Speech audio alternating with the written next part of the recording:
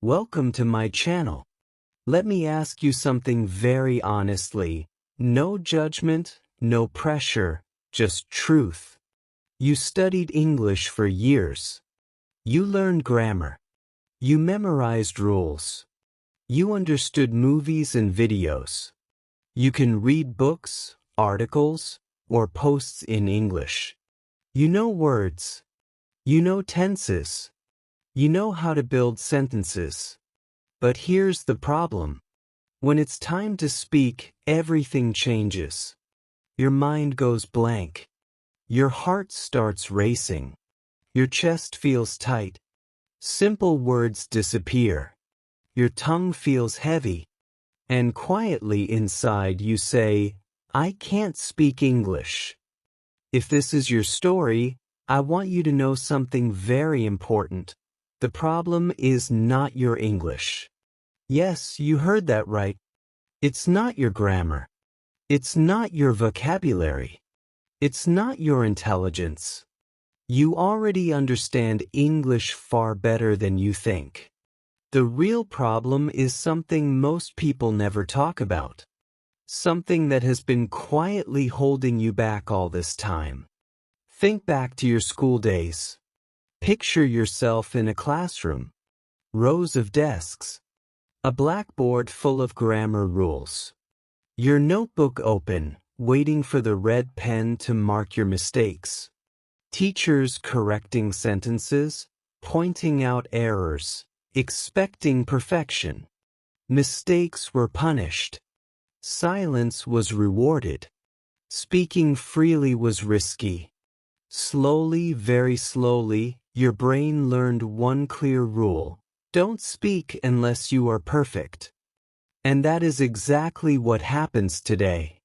When you try to speak English, your brain remembers all those moments. It remembers judgment, mistakes, embarrassment.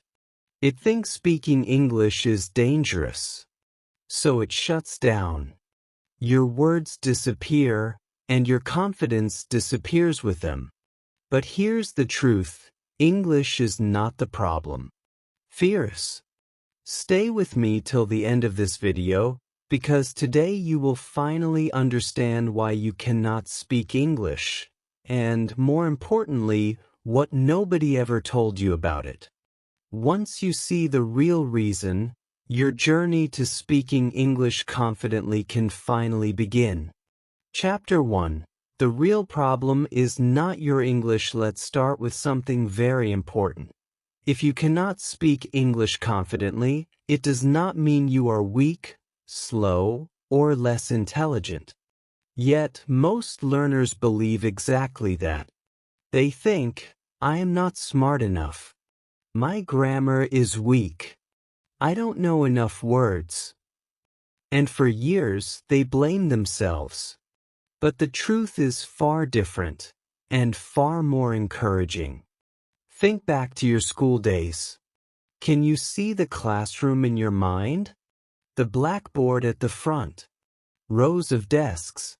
Your notebook open, ready for the lesson. The teacher explaining grammar rules, tenses, prepositions, articles, sentence structures. Every word you wrote had to be correct. Every answer in the exam had to match the book. And then there was the red pen. Every mistake marked clearly. Every wrong sentence corrected. Sometimes a teacher might even read your mistake aloud in front of the class. Maybe a friend laughed quietly. Maybe you felt embarrassed. Maybe you put your notebook away and thought, next time I'll do better. Slowly, over time, something happened. English stopped being a tool for communication. It became a subject, a test, a set of rules to memorize. Speaking, real speaking, was never taught. Expressing your thoughts freely was never rewarded. Mistakes became dangerous. Silence became safe. This is where the biggest myth about English begins. Most learners believe, If I cannot speak English, it means my English is weak. But this belief is false. If your English were truly weak, how could you read this chapter? How could you watch movies or understand songs in English? How could you understand this video right now? Your brain already understands English. Your knowledge is not the problem. The problem is how your brain learned to approach speaking. From childhood, you were trained to pass exams, not to speak. You were rewarded for writing correct answers, not for expressing your ideas. You were punished, or at least corrected, for mistakes. Speaking became risky. Mistakes became dangerous. Your brain learned one rule very clearly: don't speak unless you are perfect. And perfection in language does not exist. So when you try to speak English today, your brain remembers all those lessons. It recalls judgment, embarrassment, and correction. It thinks speaking is dangerous. Suddenly your mouth freezes. Your mind goes blank. Your heart beats faster. And the words you already know disappear. This is why so many learners blame themselves. They think they are not intelligent enough. They think they lack grammar or vocabulary. But the truth is far simpler. Your English knowledge is fine. Your brain is afraid. Here is another idea that changes everything. Speaking is a muscle, not knowledge. Think about your arms or legs. You don't develop muscles by reading books about exercise. You don't become strong by memorizing the steps of push-ups or squats. Muscles grow when you use them, when you move them, when you challenge them. The same is true for speaking. You can memorize thousands of words. You can study grammar for years. You can read novels, watch movies, and listen to podcasts. But if your speaking muscle has never been exercised, it will remain weak.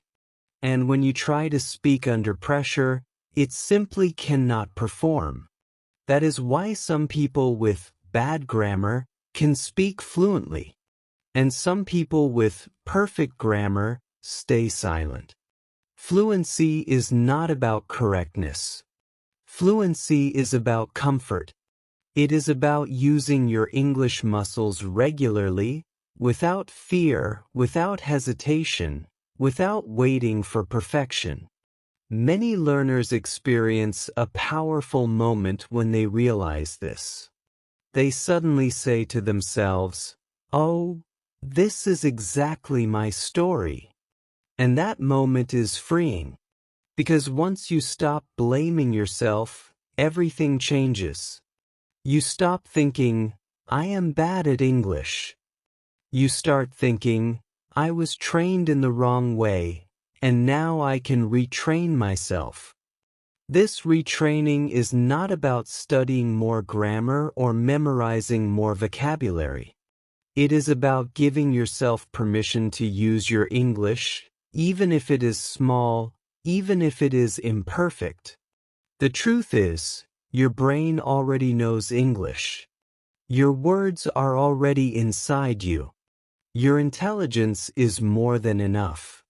The only thing holding you back is fear.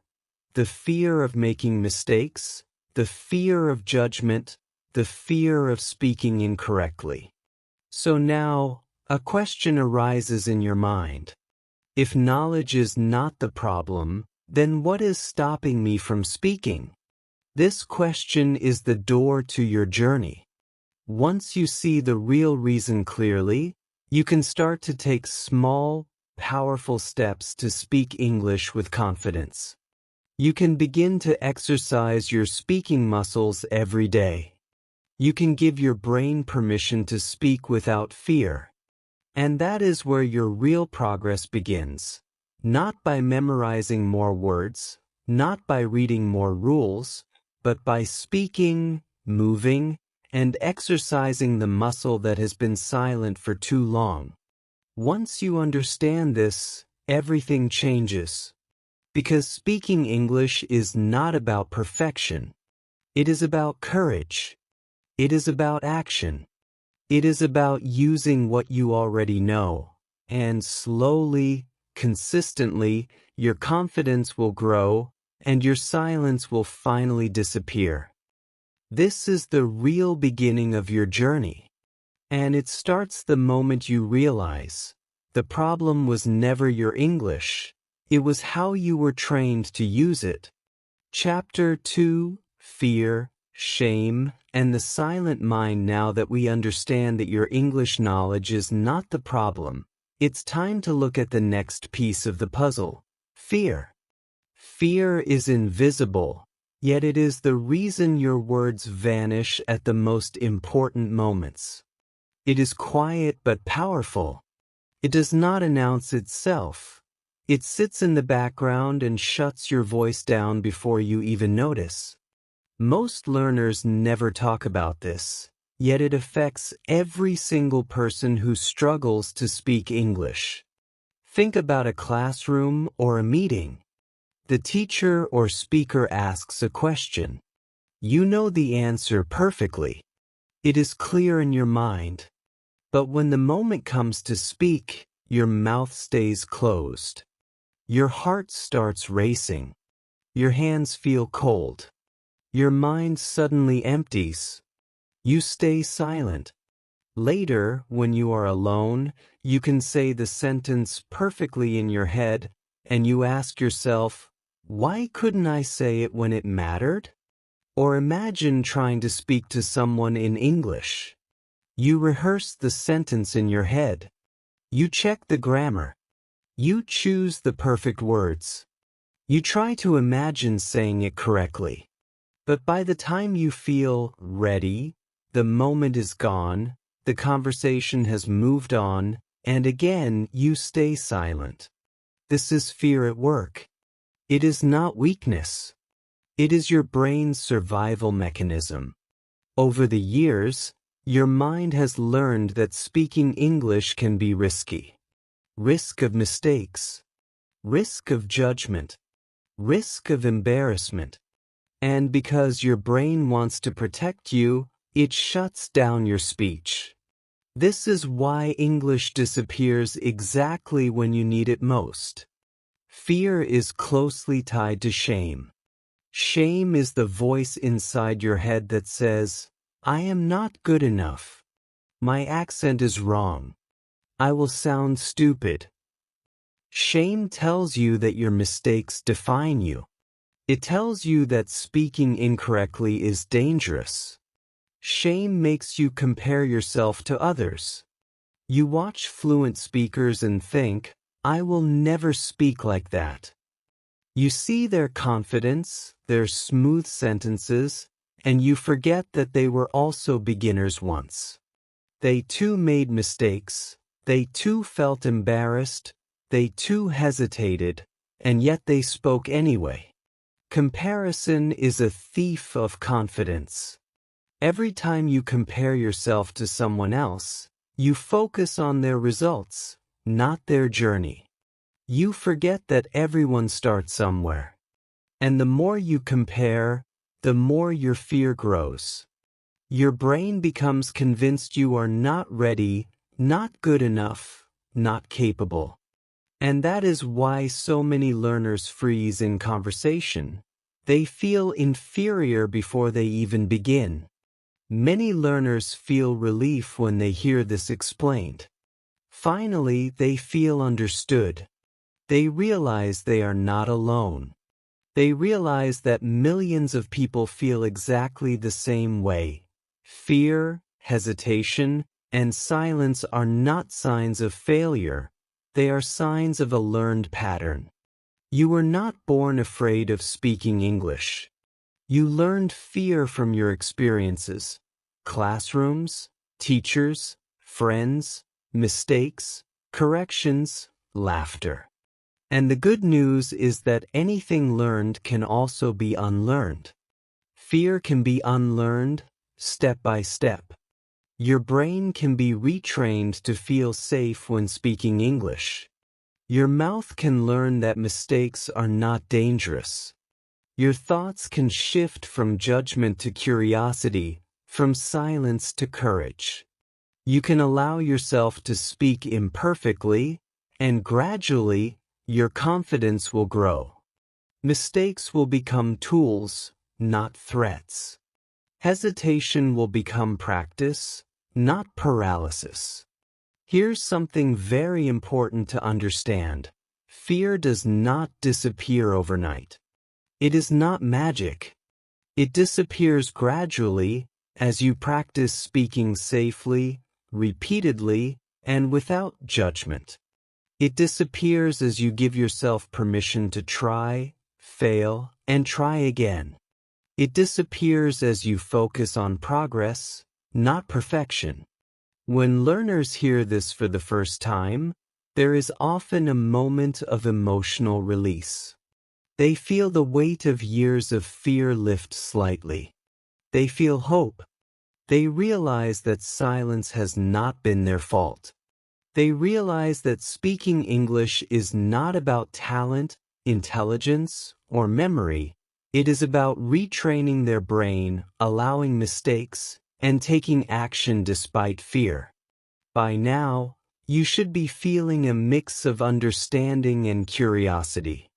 You may be thinking, if fear is the reason I cannot speak, then how do I remove it? And that is exactly the question that will guide our next steps. Because the solution is not more grammar, more vocabulary, or more memorization. The solution is learning how to feel safe, how to take small steps, and how to slowly silence the fear that has controlled your voice for too long. So hold on to that question. Keep it in your mind. It is the doorway to your freedom, the doorway to finally speaking English without hesitation, without shame, and without silence. Once you open that door, your journey begins in a new, empowered way. Fear is not permanent. Shame is not permanent. Silence is not permanent. They are learned behaviors, and like all learned behaviors, they can be replaced with courage, confidence, and voice. The key is awareness.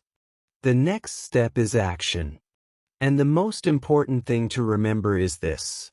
You are not alone, and your fear is not a failure. It is a signal that you are ready to learn differently. So, if fear has been holding you back, take a deep breath and prepare to take the first small step towards speaking English freely. Your voice is waiting, and the silence is ready to end. Chapter 3. Why practice never works the way you do it. Now that we understand fear and silence, it's time to look at something every learner thinks about constantly: practice.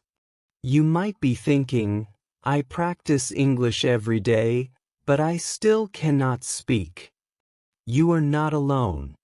In fact, this is the experience of millions of learners worldwide. The truth is, most learners practice the wrong way.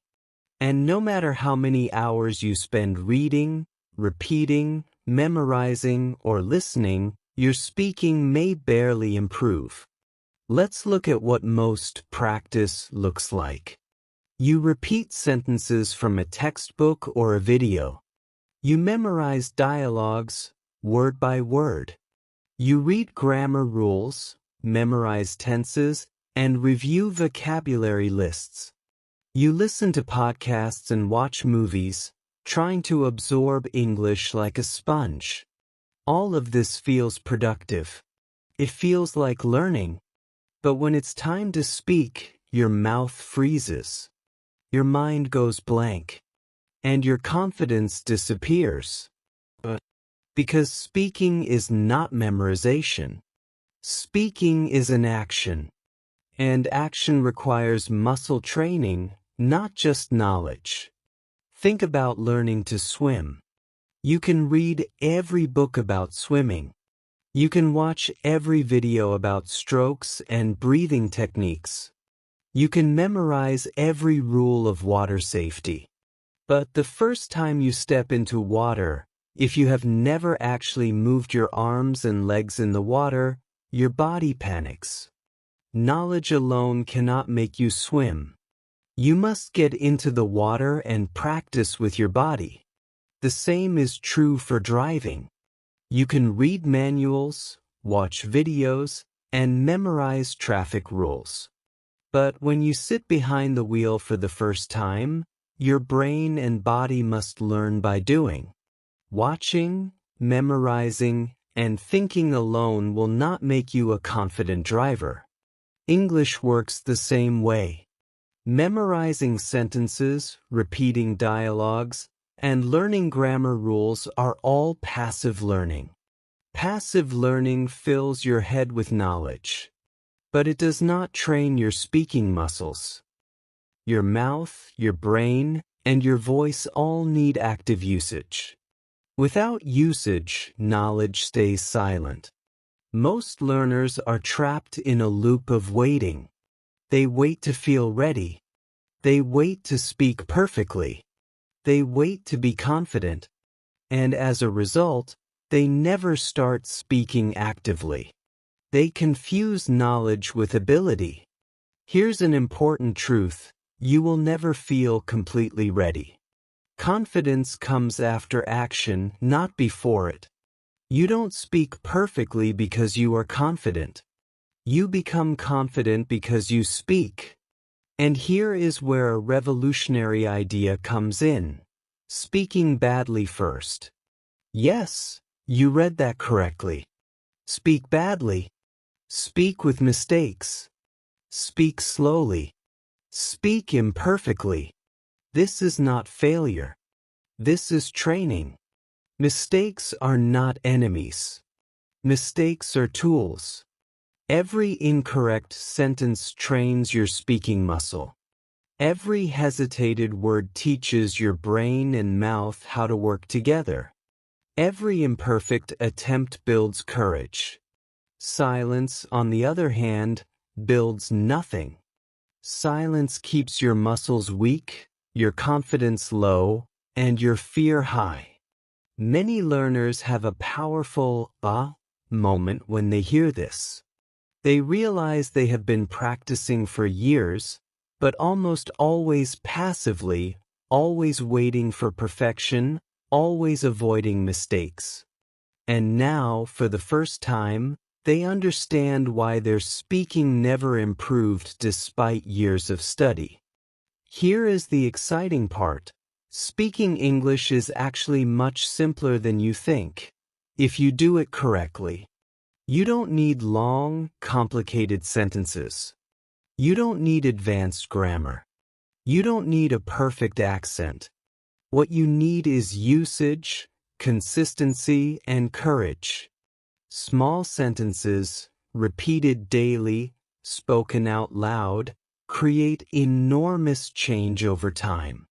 That is real practice. For example, describe what you see. Talk about what you are doing. Express how you feel. Speak aloud to yourself, even for 5 minutes a day. These simple, imperfect sentences train your brain and mouth to work together. Slowly, your fear reduces. Slowly, your confidence grows. Slowly, the silence fades. Now, imagine the difference between these two learners. Learner A spends hours memorizing dialogues but never speaks aloud. Learner B speaks 5 sentences out loud every day, makes mistakes, and keeps moving forward. Guess who will speak confidently after 3 months? Learner B. Knowledge alone cannot replace action. Action produces fluency. At this point, many learners feel a surge of excitement. They realize speaking English is not magic. It is not talent. It is not years of study. It is about training the speaking muscle the right way, consistently, with courage, and without fear of mistakes. So now we arrive at an important question, the question that will guide your next step. If passive practice doesn't work, if memorizing sentences doesn't lead to fluency, and if perfection blocks progress, then what is the correct way to start speaking English from today? That question opens the door to your real journey, the journey of speaking English actively, confidently, and naturally. And in the next chapter, we will explore exactly how to take those first powerful steps so that your English no longer hides inside your head, but flows freely from your mouth. The answer is simpler than you think. It is not in books. It is not in grammar rules. It is not in memorized dialogues. The answer is in action, courage, and consistent usage. Your speaking muscles are ready to grow. Your brain is ready to unlearn fear. Your voice is ready to be heard. All that remains is your first step. And that step begins today. Chapter 4: How to finally start speaking English without fear. Now comes the part that most learners have been waiting for. The part where you finally begin to speak. This is not about grammar rules. This is not about memorizing long dialogues. This is about taking practical, simple, and consistent action that works, even if your vocabulary is small or your sentences are short. Let's start with the first key idea. Think in ideas, not in sentences. Most learners make one huge mistake. They try to create perfect sentences in their head before speaking. They translate from their native language, search for the right words, check grammar, and try to sound correct. The problem? By the time they feel ready, the moment has passed. Words disappear. Fear takes over. Silence wins. Instead, focus on the idea you want to express. For example, if you want to say, "I am feeling hungry," your brain does not need a long, complicated sentence. Just say, "I'm hungry." Simple. Enough. English does not need to be complicated to be effective. The goal is to communicate, not to impress. Once your brain learns that expressing ideas is safe, fear starts to reduce naturally. The second key idea is use simple structures repeatedly. Simple does not mean weak. Simple means strong. Sentences like, "I want," "I like," "I feel," "I am learning," "Today I will." These small structures are tools. They are powerful. Repeat them. Use them everywhere. Speak them aloud. They will train your brain and mouth to form sentences automatically, without overthinking.